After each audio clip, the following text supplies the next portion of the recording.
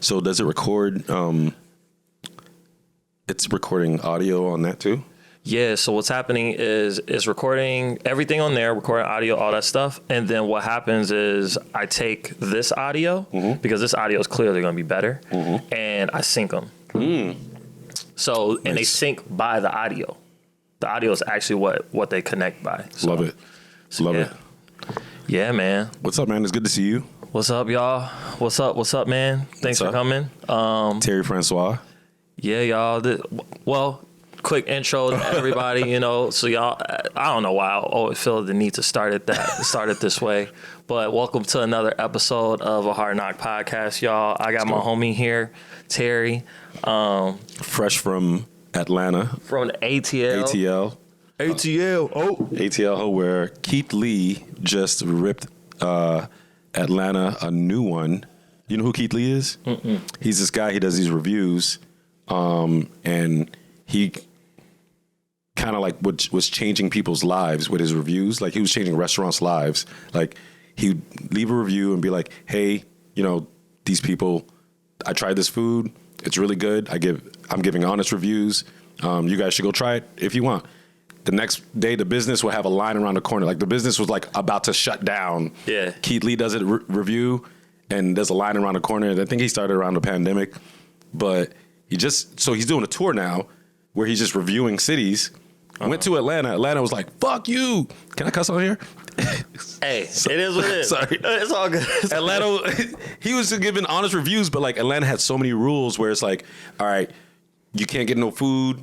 You can't order food ahead of time. So he's famous now. So he would send his family to go order the food, and then to get a table, and then the family would come back like, "Yo, we can't get no food. They about to close, but the sign's open, the door's open," and then he'd walk in, and they'd be like, "Oh, it's you. Hey man, we got a table for you right now. It's no longer a 9-hour wait." Yeah, they bug. Because they know that him giving the food a good review would change their business. But then he'd go in and be like, "You know what? Forget it. I want to be treated like a normal person. I'm just a regular person. I don't want none of this." So some of these restaurants are like, "Who are you?" So like they were clapping back, like, "Yo, it's just food." Nah, they bugging because think about it like this, right? Like, all right, so he goes there, he puts his stamp on it, and he's like, "Yo, like, I fuck with this spot. It's a vibe. Yeah. It's all cool, you know. Like service is perfect." Yep. And he put his stamp on it, and then I go, and it's the complete opposite. I'm not even gonna respect his reviews anymore. So another thing that he always gives a disclaimer. He's like, "Hey guys, first of all, stop leaving death threats to these businesses just because they treated me weird." He always says like, "My review is just my opinion. Please go find out for yourself." Yeah. He's just a really cool dude who does MMA, by the way. Random. Yeah. He does MMA. His brother does MMA. And he's just like a nice Christian dude. He's like, "God bless you. Thank you very much." I'll show you some stuff later, and you might go down a Keith Lee rabbit hole. We're gonna end up having to tag him. Yeah, that's fine. That's fine. He's got enough coverage. But I also saw there was a restaurant, and I think it was like called Atlanta Breakfast Club. They were on the news, and they were like, "You know what? We've been here for a long time. I don't think they got the best review, but they were like, hey, you know, we're not clapping back at Keith Lee. We've been here for a while, and yes, these reviews help and hurt us, but we really want to encourage people to come in and decide for themselves." Because one of the restaurants, there was 2 restaurants with the same name, Milk and Honey and The Real Milk and Honey. He went to one, gave it a bad review, and the other one was getting a bunch of death threats and bomb threats or whatever. I don't know. But as an entrepreneur, people are so extra. People are so extra. But as somebody who's like starting a business, like you get that review, it's you. It's not a corporation. It's not like McDonald's. It's not like it's gonna get buried under like it affects you directly. In the business that I run in Atlanta, you've been to it, the Studio WIP, the spray paint. Oh yeah. That's what I'm running in Atlanta, and we have QR codes right at the front door. on your way out, hey, can you leave us a review? Right. Because that makes a difference. People actually, I've talked to people and I've been trying to invite them. They're like, hang on, let me look at these reviews. So reviews really do make a difference For real. For when you try to provide a service. Yeah, I mean, like I'm quick to check reviews because like. You're one of those? Yeah. Oh yeah, I'm one of those for sure because like I just don't want to waste my time. And like I don't want to waste my time and I'm all about experience. Like all my homies know if I'm getting a bad experience, I'm probably throwing a fit about it. Wow. You know what I'm saying? Like I've left books for for really terrible experiences. You be like you leave a whole multiple paragraph pages of a bad review? If it's that bad. Wow. If it's that bad. No, it takes a lot for me to get to that. It do take a lot, but once I'm there, I'm there. You know what I'm saying? Oh my God. I'm thinking about like a specific experience. Are you a black Karen? No, I'm not. Because the thing is, I let a lot of stuff. I feel like I let a lot of stuff slide, but when it's like certain things, I'm just like, nah, bro, like you bugging, and we not letting that slide. And as a matter of fact, like I know it don't mean nothing to you, but I'm never coming back to your establishment. For example, what happened? Bro, I was and I'm about to put him on blast. High key, I don't even care. Go for it if you want to. Nah, man. A few years ago, I was going to Hubbard Inn. Oh. Over there, you know what I'm saying? I'm going to Hubbard Inn. And what time of the day is this? This is night. It's a holiday. Okay. It's I want to say like 4th of July or something. Okay. I had a friend who was in town. I buy Summertime shy. I spent a few racks on a table because you know that's what it takes. That's what it takes. Yeah. I spent a few racks on the table. Okay. I get there, still had to wait in line. That's like one of the number one reasons why I don't. I was just about to say you probably didn't wait in line. I waited in line for a hot minute. Booked the table? Yeah, and I booked the table ahead. Oh shit! Not even at the door where they're like, if you can come in if you want a table. I was booked ahead. Because it's the holiday. I'm like, I already know what it's about. Yeah. Like I want to have a good time. I got a friend here in town. Like I want to. You did your due diligence. I'm gonna put the money down. You know what I'm saying? And then I'm doing a rack, right? Yeah. It was actually a couple. Okay. I'm doing a couple racks, but I'm also like, well, me and my crew, we probably gonna split it. Yeah. At least the guys. Yeah. You know what I'm saying? And so we have to wait in line. Not all of us get there at the same time, which is not on them. This is my people, but still, what do you expect? You booked a table. Yeah. You put money down. A bottle minimum probably they had. Yeah, I think we had like for our size of group, I think we had a couple bottles. Okay. Yeah, because that's what they do. But and just because I'm extra, I got to get the Henny while everybody else got to get tequila, you know? So, but yeah, man. So check this. So we get there. I'm there before everybody because I'm always early. I'm always the one, you know what I'm saying? So we there before everybody. I got Nancy with me. You remember Savannah? Nancy and Savannah used to always hang out together. And then Savannah, I don't know, because that was before I started. I knew you, but that was before we started kicking it. But maybe. Go ahead. But it was Nancy, Savannah, our friend Angie, me, and we all pulled up together, right? So I'm like, I got the girls with me, and then I'm waiting on all the guys to pull up.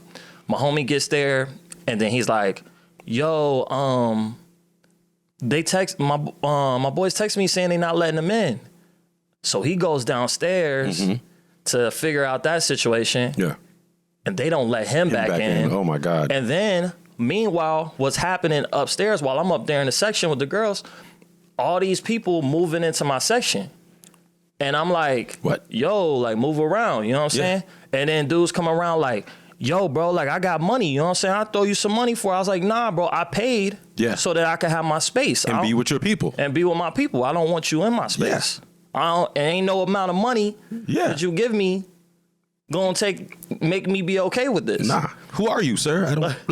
And I'm tripping out because I'm like, I shouldn't even have to tell you this. Exactly. Like there should be security right over here. Somebody here for it. So then I tell security, they don't do nothing about it. Oh my God. Bro, like all this stuff's happening. And then so they never let my guys up. What? I had to pay that whole thing myself. Oh my God. And I almost got into a fight with these guys because the ones who were trying to come in, or the guys that were trying to come into my section, because I'm like, yo, and then they're like, yo, you trying to act real tough. I was like, bro, I'll whoop your ass right now. Like, I don't give a fuck. And like, I'm like, That sound like you. I know, because when I'm hot, Yeah, when I'm hot, I'm hot. You know what I'm saying? And I'm like, bro, like, I'm like, that's when Nancy's like, chill. It's okay. It's okay. And I'm the calming Nancy. Ooh, Yeah. I'm like, cause when I get to that point, bro, it don't even matter if I'm gonna get whooped on, bro. Like, bro, they basically took your money and you got nothing for it. Nothing but a headache. So they got a book. They if I'm putting down racks, they got a book for a review. And I didn't get my experience, the experience that like I paid for. Absolutely. I'm going that far. Yeah. And I was in the service industry, so it takes a while for me to really, like, I've had some people, like, one thing goes wrong, they're like, let me speak to a man. I'm like, yo, chill out. I can survey the room. I'm like, this person's obviously weeded, which means like they're very busy. They probably got like double, triple sat. The kitchen might be going slow. There's a lot of orders. So I'll see the whole thing because, you know, I've managed a restaurant, been a waiter, been a manager, never worked in the kitchen, but kind of understand what's going on back of house, front of house. So I'm always telling my people to calm down. So for me to go and like ask to speak to a manager, it takes a lot. And I don't even ask for nothing. I'm just like, hey man, I'm about to tell you right now, you're the manager. I'm about to tell you this happened. I promise you I'm not asking you for nothing. I just want to let you know that this was a shitty experience. They always a good manager will try to like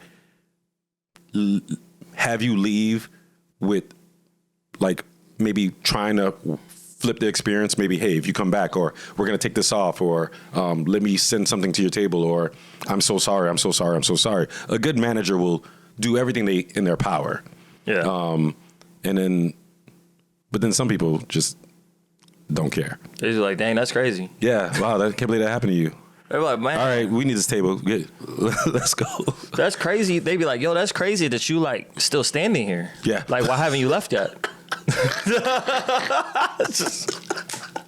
They be like, yo, you had that experience and you still here? And you're still here? Wow. Man. That's wild.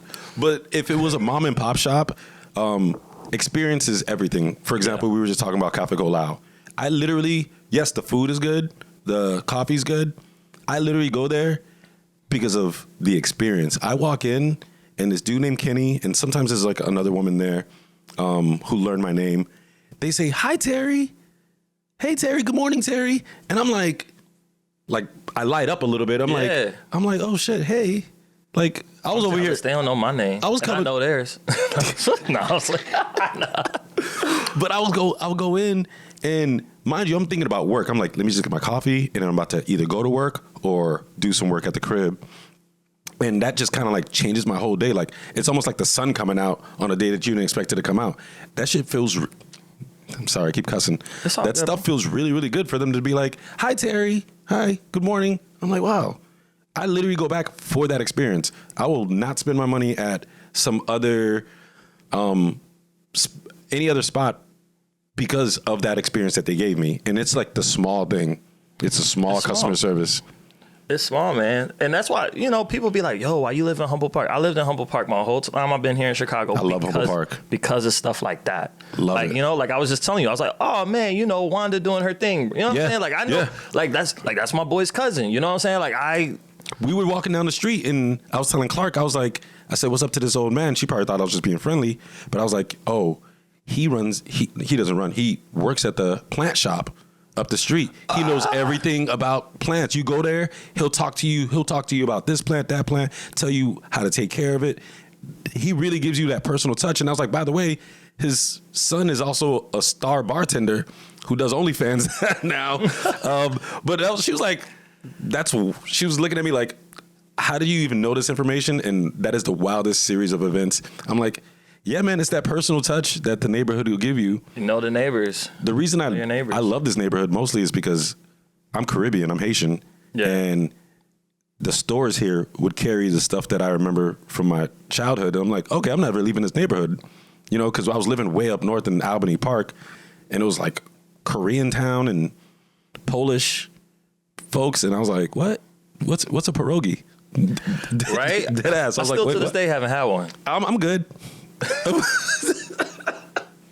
Nothing about it looks not to like shit on Polish food or nothing. You know, maybe somebody. I'm open to it. I'm open. If somebody's like, "Hey man, I'm gonna take you to the spot. Let me show you woo woo woo." I'm open to it.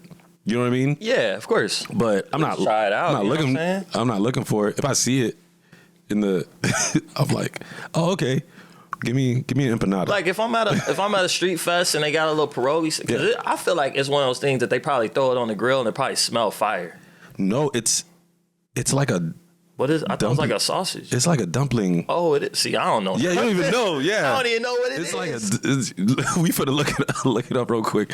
I don't know. It just looks like mayonnaise to me. It looks like a mayonnaise. Exactly. It looks, which is probably what's stopping me from trying it. It looks like a mayonnaise dumpling. Look it up real quick. Pierogi. Oh, it is a dumpling. I could have swore it was like a sausage. Yeah, what's in it? I don't. It's like an empanada looking. Yeah, but I feel like it's mayo in there.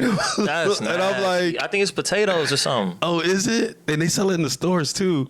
That's what this one says, potatoes, right? Okay, Or does it? Where did I read potatoes? I'm not running. I see. Oh, here we go. It says loaded Potato. baked potatoes. I'm not running to go What? have one of those. They look like they're just empanadas with different types of fillings. But like from somewhere else.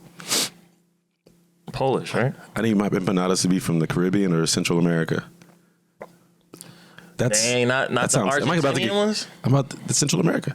No, that's South America. Is that South America? Central South America. I'm about to get but they're canceled. Are we about to get canceled on? Hey, man. Don't put this out. Hey, another episode on cancel culture. No, I don't gotta do all that. But going back to reviews and that personal touch and customer service, running your own business, you kind of lean on that because then you want a friend to tell a friend, you want a friend to tell 10 friends, because you can do social media, you can do the SEO, you can do all that other stuff, but I guess maybe because I'm old school, that word of mouth is undeniable. Well, I mean, shout out to another podcast. I know you don't know me, bro, but I've been listening to it. Social Proof's a fire podcast I've been listening to, but like that's your social proof, right? Like that's the proof. Like, what's really tough for a lot of people starting out is like, oh man, like I need to have testimonials, I need to have stuff like that, and it's really tough. Like when you're starting, you know what I mean? Because like those testimonials really carry weight, and that's what reviews are. You know what I'm saying? Like, so it's really like the same for any type of business. Quality experiences, quality products, all that kind of stuff like that. Helping people achieve whatever it is that trying to achieve, whether it's a good time or some type of goal. Yeah. Like having people like that social proof that's what you do is really helpful. Social proof. I like that phrase. That's the name of their podcast? Yeah, bro. This dude be wilding. Yeah. So it's called Social Proof because actually I don't know if this is why he calls it, because he has a segment where like people, like business owners, will be featured in the hot seat. He does his hot seat episode where he asks he pretty much picks your business apart. And then, but if you can sit through it, he's like, well, you got the social proof. Like now you just prove to everybody that listens to this podcast that you doing what you're doing. Oh wow. I'm like, bro, y'all wild. Y'all picks it apart like show. as in how like he'll just be asking them questions like, man, there's this one where like this woman was like, she's like, yeah, like like I help women with empowerment and this and that, and he was like he listened to her story and he was like, you're not empowered. How are you gonna empower someone else? Like I'm saying, like my man was deep. I was like, just calling her out. And did she have to defend that? Yeah, I mean, or she concedes him. It's like, wow, well, you know what I mean? She's like, well, and he tries to coach as he's doing it. And some people are like, man, you're a jerk, this and that. But I'm like, people sign up for that. People sign up for that. That's the point. They know what they're walking into. Yeah. And so like, damn, that's crazy. You got to be really confident to like walk into that hot seat and be like, all right, go ahead. Let me see if you can tear me apart. But that's also self-awareness. Like, wow, things I didn't know, especially if he does a good of a job at tearing it apart. Not tearing it apart, just peeling, because I don't want to say that he's intentionally trying to mess up but peeling back your business and down to the bare bones, and you got to answer for that. Yeah. Especially if it's your business. If you're an entrepreneur and that's your business, that's your like baby, because all the entrepreneurs I know, that's their baby. Mm-hmm. They live, eat, breathe, sleep, like life revolves around it. They try to talk regular stuff, but it always goes into business because that's so annoyed with me. but I get it, and I know a lot of entrepreneurs like that, and sometimes I really enjoy hearing them talk about it. One podcast that I do listen to, and it's like bigger now, is How I Built This. By Guy Raz. And what I like about it is like the stories are kind of like the stories of innovators. He asks these really good questions, and like you're getting these stories, because I'll ask I want to know, when did you have that aha moment, or what's that crazy story that happened? Yeah, that epiphany. That somebody came by, they ate a banana, the banana fell on the floor, and that's how I came up with the slip resistant, whatchamacallit. One of my favorite episodes from that is the Airbnb episode. Oh yeah. Because the way they got to Airbnb, that road was so long, and it was so many different things. Like they were selling Obama cereal at one point. And I'm like, how did you get to Airbnb? But it's like, it's the journey. It's the journey. It's not linear. Yeah. The journey's a lot of swiggles and crazy stuff. Exactly. Yeah, man. So I'm like, wow, that's crazy. And and here you are today, and I'm pushing my friend. He's always had an entrepreneur mind. My best friend, Javier Dominguez, he's starting back up his flan business that he named after his dad, Juan's Flan. And he local here? He was. I'll get you some. Man. I'll get you some. He do coconut flan or what? I don't know if he has a coconut flavor, but he does. He has a passion fruit flavor. He's working on a guava flavor. He's got a golden flan made with turmeric, and he's got a rose water flan. Ooh, that sounds really good. Yeah, and I'm like, my man's, you got to start this back up. And so he's starting it back up. We're looking at commercial kitchens and stuff like that. But yeah, I'm just like surrounded by entrepreneurs, and I love it. Even Clark, she's getting into something. I don't know if I could talk about it, but she's working on her business plan for it, and it's her second venture. This was her first venture. She came up with these shirts, and donated funds to like mental health. It's all these angel numbers. I love that. And it's a cool shirt. I'm gonna turn around. But I started wearing it, and people in Atlanta are like, that's a cool shirt. I was like, you want one? Because she stopped doing the business. They still selling them or what? She's not selling them. I'm like, I'm just giving the shirt. Post them. I'll give you a shirt. I was gonna put them up on the thing. I know, and that would have been cool. But now she's also turning it into she's keeping the name, but she's turning it into a book club. But so, man, something I talked about like a few episodes ago was like ideal customer, stuff like that. And like, so when I tell people what I do, I say that I help marginalized entrepreneurs build businesses that can scale and drive impact. And like one key thing in that drive impact is like I really want to work with like social entrepreneurs. You know what I mean? Like people who are like social enterprises that while they're making money, they're doing stuff, but they're making some type of impact. That's like, I love that. I love to hear that kind of stuff. When I was, because she didn't tell me everything about it, but then I did a little bit of a deep dive in the mental health. You was trying to figure out what she was tuned into, huh? Oh, well, we was already tapped in, but like, just kind of like, when you become a partner with someone, you kind of just want to explore so many parts of them. And it's super attractive how the business was super built out. It was no stone unturned. Like she did it right. And for whatever reason, it didn't become what I think she thought she wanted to become. I mean, it was also a crowded space. It's apparel. It's a crowded space.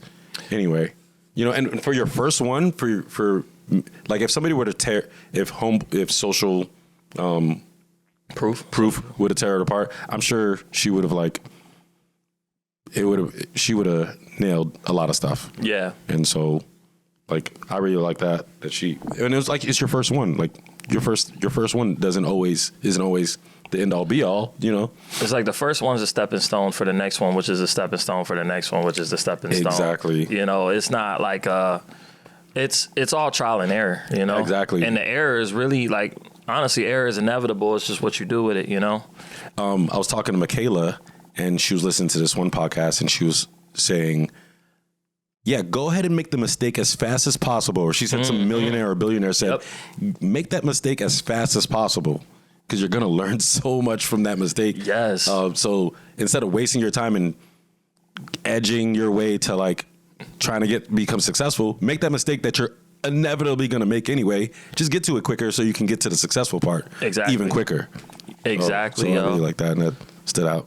Yeah, dude. Like, that's the thing. Everybody wants to be like, they want everything to be so perfect, and they're stuck in like trying to, you know, like figure this whole thing out. And it's just like, nah, man, just throw something at the wall, see what sticks. Maybe nothing will stick at all, but you'll learn something. You'll learn how people resonate with it, how people responded. Even if they responded poorly, you'll be like, well, why was that? You know, you'll immediately learn why you did what went wrong. And you got to approach it with a curiosity mindset too. Like, because when you fail, you can't just be like, oh man, I suck. You got to be like, you got to get curious. Yeah, you can't get down on yourself, and you can't blame the public that you're trying to sell to. I swear. Like, get over yourself. Yeah, they've been. I forgot to charge the 2. Oh, okay. Because like they were on. Have some light. We got some light. I was learning about backlights and stuff like that to add some depth. Bet. No worries. Hey, let's get to the mistakes quicker. Yeah. They're gonna stay charged next time. Right. Exactly. They don't even see it. They gonna be like, I don't know what y'all talking about. I got some lights, y'all, up ahead. How's the lighting? You know, see, people don't realize, man, what goes into any of this content creation stuff. It ain't just like I'll pull up my phone and then like, you know, we just got some. I thought he was on the phone. This is a pretty straight up. We got dope setup. That's like the main light. That's like a secondary. Then we got what's called like I think it's called a backlight or whatever. It's supposed to add depth. I don't know. Shout out to Nikki with Deeper Than the Brand. I joined their thing and they I was learning on there how to do all this setup, and clearly I still don't have it down, but you know, but I have some light ups there that went out. So, you know, my man's got a solid setup here. But thanks for listening to us. And are we calling this a workshop? No, you had the thing that you wanted to talk to, or you wanted to workshop something, right? Oh, pretty much. I don't care how long this episode. Oh, okay, cool. All right, with a buck. Like, cool. The longer it is, the more content I can get out of it. I think some of the stuff I wanted to like check in with you on is, so you started this. You wanted to help your mission, like you said, your mission earlier. You wanted to help entrepreneurs, or are we calling them entrepreneurs? Like, is there multiple names to man, I'm hearing folks all kinds of stuff that you're trying to like help? It's mainly, I mean, I think the very blanket term would be entrepreneurs. A funny thing that I'm curious about, if we got time, like, you know, your take on is like, I'm hearing a lot of people refer to like entrepreneurs and creators, you know, which I think is a really interesting thing. I'm thinking like solopreneurs, creators and creatives, you know. I'm at a point where I'm kind of throwing stuff at the wall and seeing what sticks right now. I have a hypothesis that my key is going to be like, really right now is like more like solopreneurs, people that are like on their own trying their stuff. But hopefully I want to be able to work with people as they build up into larger than that, you know, because some stuff that I talk about is as you scale, you need to scale your practice and your operation and stuff like that. But that's super important for entrepreneurs to tap into creatives, versus entrepreneurs. Something that I used to do, I used to be in the theater space. And one thing that we did, we would produce one-person shows. So I'd run into a lot of creatives, some super talented people who didn't have the business side. They had the talent, but they didn't have the business side. So I'd see an amazing show, but there would be nobody in the audience. And then there was some people who, sorry to say this, that show was not that good, but you had a full house. They know how to promote. Exactly. So they had that part. And being a creative, a lot of times we think about the art. We think about like, you know, doing the work and having this amazing piece or piece of artwork. But if nobody comes to see it or it doesn't touch anybody, you know, that's what you're seeking. You're seeking that validation to share that work of art. And a lot of times they don't know about the business part. So when I was producing these shows, I learned a lot from just like watching. I'm like, wow, that person sucked, but they sold out, you know? Yeah. So they got to walk away with some money. They got to get on stage, and you want both. So when I decided to do my one-man show, I was like, I gotta have both. I gotta promote this show really well, and I gotta like perform really well. So I think a lot of time creatives need to learn that part of it all, the business part of it all. And sometimes they get a manager, you know, somebody which is really cool because like you could still be an artist and that person will handle the business side, but not everybody's that fortunate to find someone in that space or who's willing to invest as much as you're investing in your own artwork. But a lot of creatives are entrepreneurs. They just got to learn that side.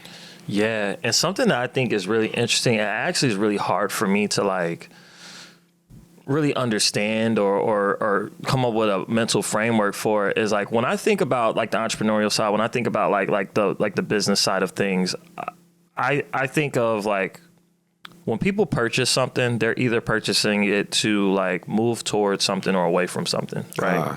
And quotes. My man's with the quotes. I like that. Like, you know what I'm saying? It's like I'm either trying to achieve a goal, so I'm buying this tool to help me get there, or like I feel depressed, so I'm drinking. You know what I mean? Either still like wow. At all these different levels, you're trying to move away from or towards something. Yes. And so what I actually struggle with when we're talking about like creatives and that kind of space, like, cause I have friends that are like, you know, doing everything with music. They're just like, I remember this homie was trying to have me be his manager, and I was like, no, I have my own things I want to work on.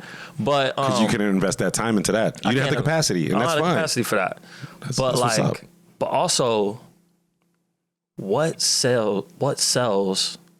You know, like why do people purchase? And I feel like with something like a creative space, it can be so abstract. Yes. As to why people purchase stuff. Like, because like the reason why I might listen to like a J. Cole album might be a very different reason why someone listens to a Drake album. Yep. You know what I'm saying? Like, yep. You're definitely getting different things from both. But yeah, man, that's very insightful. I like that. I mean, but like, I'm curious, what is your take? What do you think? I agree with what you're saying. Especially with going back to maybe like a tool to move towards something or move away from something, like the example you use. I might be depressed, so I'm gonna use alcohol, which is probably just makes it worse. Yeah. But if you're trying to be depressed, then go down that rabbit hole. When it comes to like Gyrate, it's something that we built, and I had to fall in love with the concept as well, because I didn't know what I was getting myself into. I was just like, I was trying to curate some other type of event, and then Mamikana, being an artist, being a creative, she had something else in mind, something I didn't know about, but once I heard it, I was like, oh, I love this. Yeah. What's next? You know what I mean? When you hear when it clicks, it clicks. Yeah. You know, and then later on you figure out why you like it. You understand why you like it because you're around it so much more. So like you listen to a J. Cole song, or you listen to a freestyle or an album, and you're like, man, I like this. I don't know exactly why right now, but I'm vibing to this, whether it's the beat, the lyrics, or his approach. And then after a while, you get it, because then you got to defend it. You know what I mean? Yeah. You got to be like, you either defend it or you become an advocate for it. You're like, yo, you got to listen to what my man's saying. Yeah. Right now, he's spitting, and the way he's spitting, the way his wordplay, you become an advocate for it. You start talking. You're like, yo, J. Cole, not your top 5? Yeah, exactly. Those conversations start happening immediately. You become an advocate for something that resonates with you, and that's why people move towards either creating their business or frequenting that business. It resonates with them.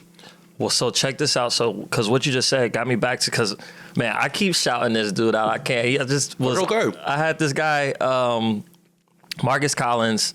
Shout out to you. He wrote this book, For the Culture. Mm-hmm. How are we on time? How are you doing? No, we're good. We got a message. Okay. Yeah. For the Culture, this book, my sister stole the book. Give that book back to me. That's the book that your sisters took? Yeah, man. Yo, you need to run that book back. Run the book back. Run it back, little sis. But but I was talking to this man, and he was telling me how understanding the culture that you're tuned into is a cheat code, because once you understand that, you don't got to compete. Oh my God. But what I asked him was like, all right, well, how do you figure that out? And he's like, well, I was like, what's the first step? Is the first, and because I come from a design research background. Like, my background is like, okay, like we figure out who our target audience is, and then we research those people and we learn about them. So I was like, is that where we start? And he's like, no. Where you start is looking within and figuring out what resonates with you. Wow.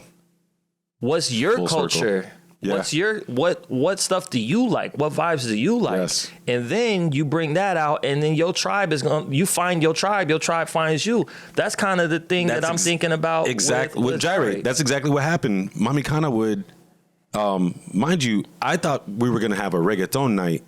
She started playing reggae, dembow, hip hop. I'm a piano. She started playing stuff that I didn't even know, but I liked because it's all rooted in like sort of the same thing. Yeah. And being a DJ, you curate the vibe. So I'm gonna take you on this ride. And I was like, I don't care if I don't know none of the words.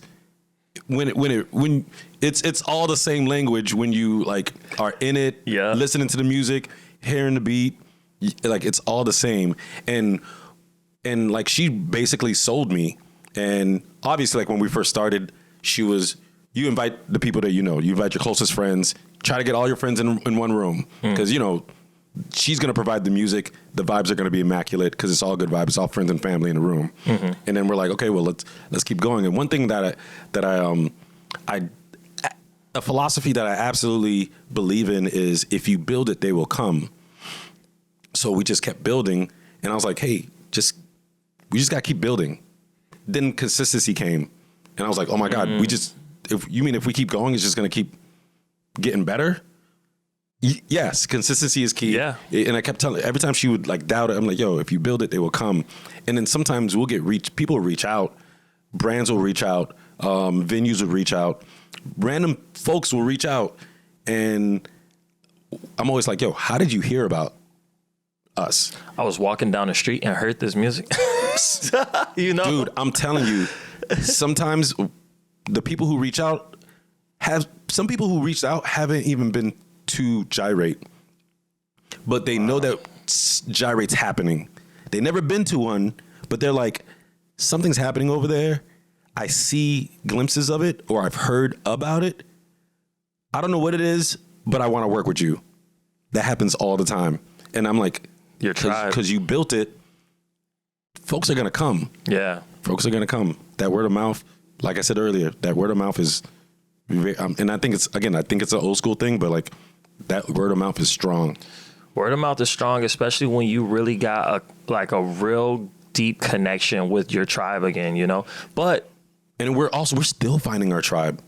We'll finish a Gyrate and talk about the type of people that were there, the demographic, age, sex, financial, whatever, status. And we'll discuss that. And sometimes it's super mixed. And I love that about it. And sometimes it's like just two types of groups. Like, how did these two types of groups even end up here?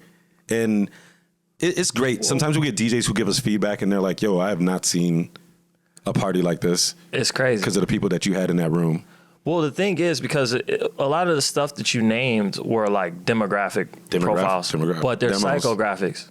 Oh, break that down. There's psychographics, which are like values, habits, interests, hobbies, like those different things. Those are things that you're not going to know by looking at a spreadsheet of somebody. But like that's probably what ties a lot of these people together is the love for the music or the love for like a certain type of vibe. And that can be so niche, bro. And we start caring about the audience too. Like there's some venues that I'm like, y'all just started caring about the audience. No.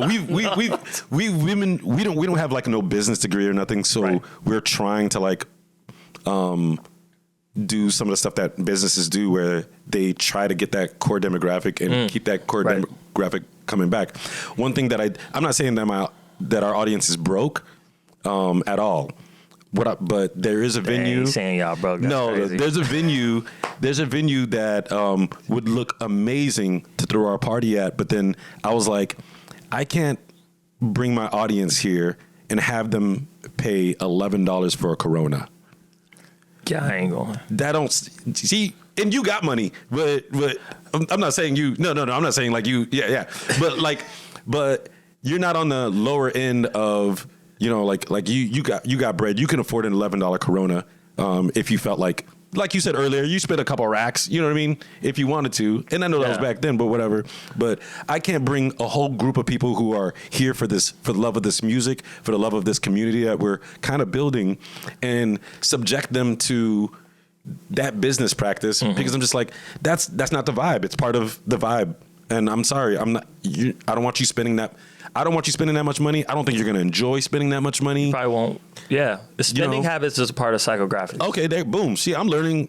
This is your lane. I'm learning. I'm learning. I'm loving it. Psychographics.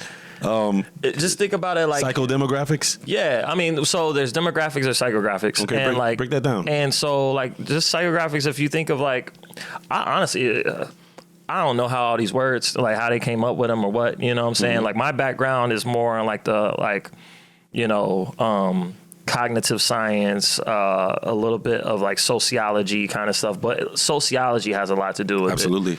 And sociology is how we commune and how we work with other people and how we, but I feel like actually, and see, don't quote me on this. I feel like psychographics actually includes all of those things, kind of like the cognitive, how we, like our behaviors when we're actually navigating like whatever apps and stuff that we're doing, how we actually do it. Or like the sociological things, like I go to church every Sunday, or like, you know what I mean? Or I use Goya to cook. You know what I mean? Hey. Like it's that brand loyalty. Yeah, man. And so, because I think the key thing is that demographics are things that you will see on a census. Yeah. And then all of the more mushy kind of things that actually really hold us together and really like speak to why we do or don't do something are kind of around that psychographic thing. It's more about your psyche and how you think about stuff. How about this? Sometimes I think about, because I feel like we have a pulse on the culture when we throw these parties. We have a pulse. We have our thumb on the pulse of the culture and the community that we're trying to build. Right. So I'll look at Gyrate and I'm like, okay, maybe we got like 200 people in here. Then I'll look at other DJs or parties and I'm like, okay, that's like a different genre. How did they get 500 to 1,000 people to like, do they have their thumb on the pulse of the culture or that audience? Are they doing it better? Do they have more of a pulse, more of a thumb on the pulse? Because that's way more people, which translates to way more money, which translates to success overall. I have a hypothesis. Because something that you said earlier, what I thought was really interesting when you said is if you build it, they'll come. And I have always been like, not true. Really? You've been anti? Yeah. Nah, man. I live by that. Until you but the way that you described it makes a lot of sense. Make a good product, right? Do a good service, do a good job, and people will speak about it. People will, they'll find it. And they'll find it. But word of mouth to me isn't a strategy. Like, isn't a strategy alone. Because you can't really quantify. You can't scale it. Yeah. and this is where I need you, because every time you say scaling, I'm like, yeah, man, give me the tidbits of scaling. Because as far as scaling is concerned, I only understand money. I'm like, okay, here's this product. Give me 100K so I can multiply this product and get it out to more people, and which is what scaling is, right? So scaling means a few different things. To me, I only know from financial. Yeah, so scaling could be, so you could talk about scaling your revenue, which is what you're talking about, like getting more money coming in, right? But spending more money to get. Spending more money to get more money. Also, they're scaling your practices. So taking all the stuff, so you're working, 8 hours, 10 hours a day to make this thing happen. How can we scale you by divvying up what you're doing, and by having multiple people doing all the different things that you're doing, you're going to inevitably be able to make more money and all those kinds of things. So scaling happens at all these different levels, and it's basically about multiplication, really. It's about how can we do what we're doing right now, but 10x it, in several different areas. In the business I'm in right now, the studio that I run, the team I'm building, I'm running into some difficulty where it's like, okay, I'm gonna give this person this much responsibility. They're not gonna deliver they're not delivering as much as I want them to. So I'm like, okay, that puts me back, because here I am thinking I could scale in the business on this end, because you're handling that part. But when I come back, I'm like, yo, you're not handling this part? I need this part to. So now I have to stop scaling and focus on, because the basics got to be there. Yeah. The basics got to be there. Basics got to be there. Trying to using it for Gyrate, the basics are, it's me, Erica, we're the team, and we work with Bourbon on the Vision, the venue, and we just need certain things we need the announce dates, the flyers, the tickets, all that stuff is stuff that we plan, and we just need it. When one thing falls off, like say we're supposed to announce on the 1st and the venue doesn't announce, or the person who makes our flyer, the flyer's not ready. And it's like, man, we know like 2 to 3 weeks we need to be promoting this party. Otherwise, we give 2 people 2 days and we're not going to get as much. Because I don't know, it's just business practice or just reps.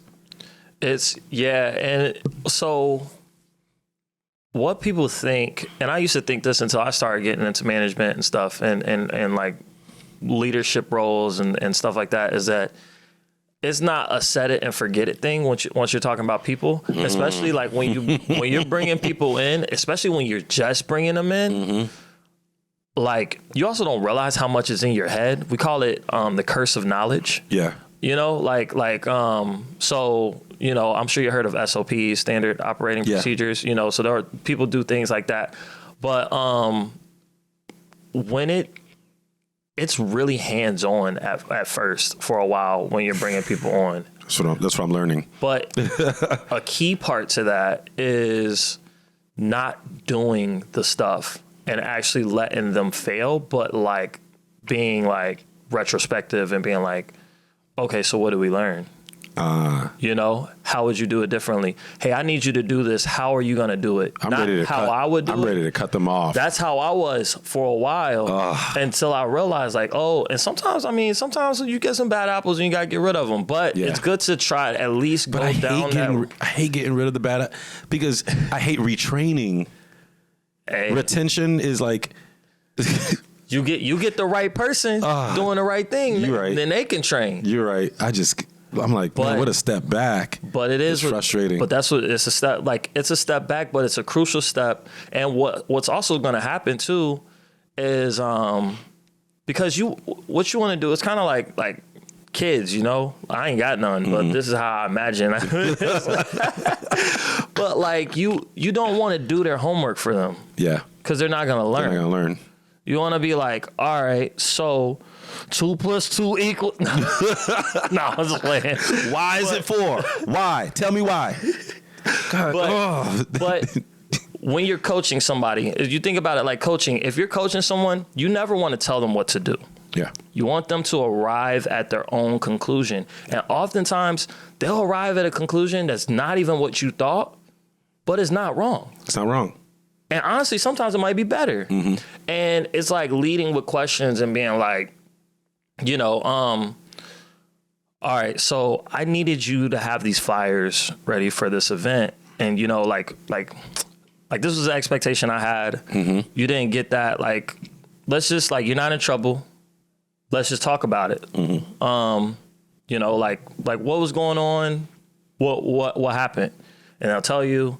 And I just ask more questions, and you're like, okay, so is there anything we can learn from this? It's management 101 right here. Is there anything we can learn? What are we gonna do next time? And the thing is, you also gotta give people that space to fail. You know what I mean? And it's good to, and that's why I'm saying, like, in the very beginning, it's going to be very hands-on. Like, you're still going to end up doing a lot of the work, and it's going to feel like, because I remember the first time I had hired someone, and she was bugging, man. Like, yo. What's her name? We not doing that. But she was like. What's her at? Shout her out real quick. Nah. I ain't on this is also not a women bashing. This is not one of those women bashing podcasts either. No, I had a dude too that was bugging. I was like, bro, you. There you go. And oh my God, I don't even want to get into that. What was his name? We not doing. I'm not putting people. Trying to get you in trouble. I ain't putting nobody on blast like that. But I remember I had someone and she just kept like all of the one-on-ones was like, I don't know how to do this. Like, like I'm struggling at this, and I'm like, man, like just like. Figure it out, like that's what I hired you for. You hired them? I didn't. Okay. So, but I was a part of the hiring process. If I'm finding out that working with people that I did not hire has always been an issue, I powered through. Yeah. But then I'm like, I didn't hire you. But the people I did hire are killing it. Because you know how to peep it. I know why I hired them, and I set that expectation. But if you just bring me somebody else that you hired, I don't know your due diligence at all, and I have to retrain them. And I'm like, I wouldn't have hired you in the first place because I don't want to do that much training or micromanaging. Straight up, right? Straight up. I know how I operate, and I'm like, if it was up to me, I wouldn't have hired you. Because I would have peeped this from jump, and I don't think the person that hired you peeped this. Yeah. But I got you here now. Let me try to make this work. Am I working just as much? Am I working more than I wanted to? Yeah. But I'd rather have you here than do it myself sometimes because I'm trying to scale.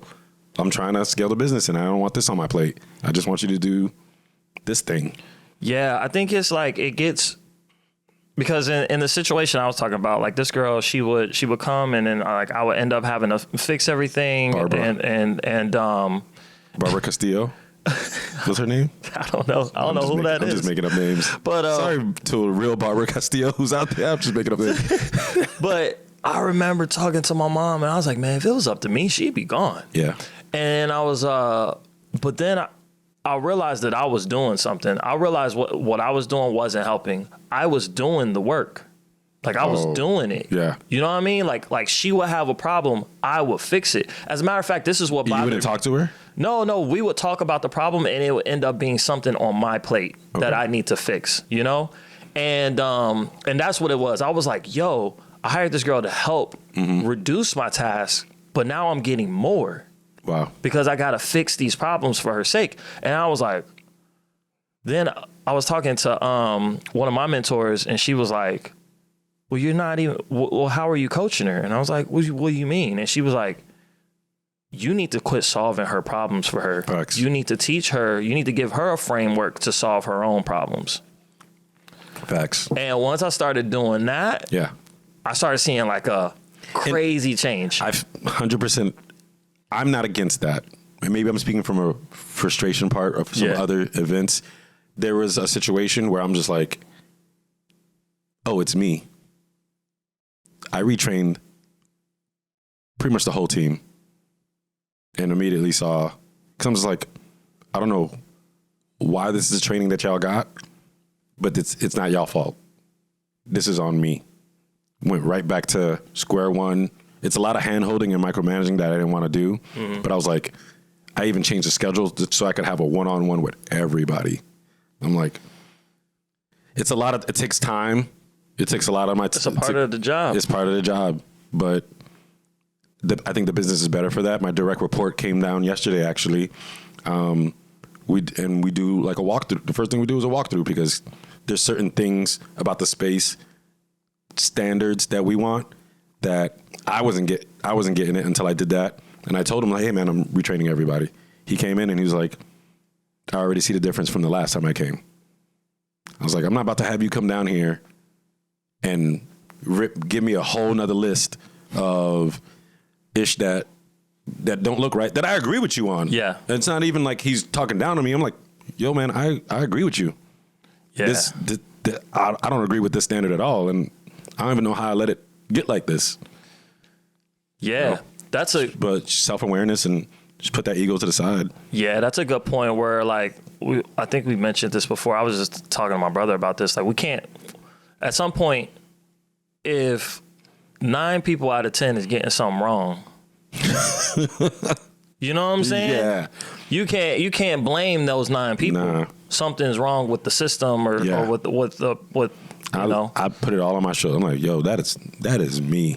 Because I would complain to Clark about it. I'm like, yo, my man's is over. And these people, and I went back the next day and I can't believe the place looks like, you know, it's me. Let me stop talking ish about these folks.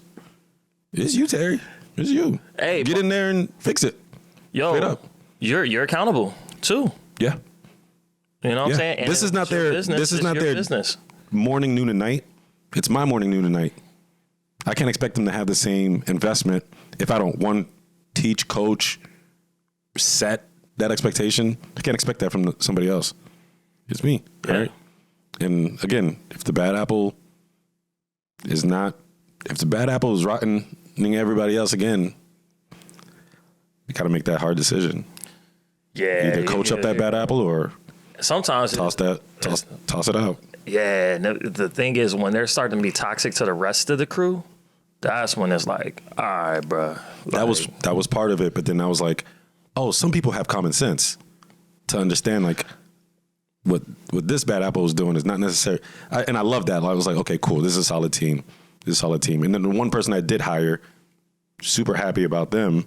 But then again, I hired them for these strengths and whatnot. But it is what it is. Man, I still do. So y'all know, I still do my consulting work with the government. And I got this girl that works under me. Man, I swear I want to take her everywhere I go. Oh yeah. You know what I mean? You find that one, man. You can't live without that one. I'm like, yo, and it's crazy. I wasn't part of hiring her, which is crazy. And we got her fresh out of college. Wow. Fresh out of college. Hungry. And like, yo, like that girl is a force to be reckoned with. Like, I mean, like. About to be your boss in a few. If she really wanted to. All that. I ain't go that far. You feel me? But no, like, That's but like. You find a star. Just takes on things. I remember we went on a trip. What I love about her is she just figures stuff out. You know what I mean? Like stuck in a situation, we figuring it out. Love that. I remember we had a trip. We were working with the military base out there in Colorado Springs, Colorado. Mm-hmm. And so I got Colorado's beautiful.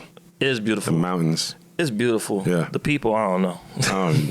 Wow. They're not here, right? We gotta, we get the. I'll cut that one. No, we gotta throw that little. Oh, okay. It was a joke. Jokes. It's a joke. Jokes. No. Production value. No. But so we got there. I got there the day before her. She gets there. She's the only person out of the whole crew that didn't rent a car. Mm-hmm. And I was like, "How did you get here from the airport?" Because she flew in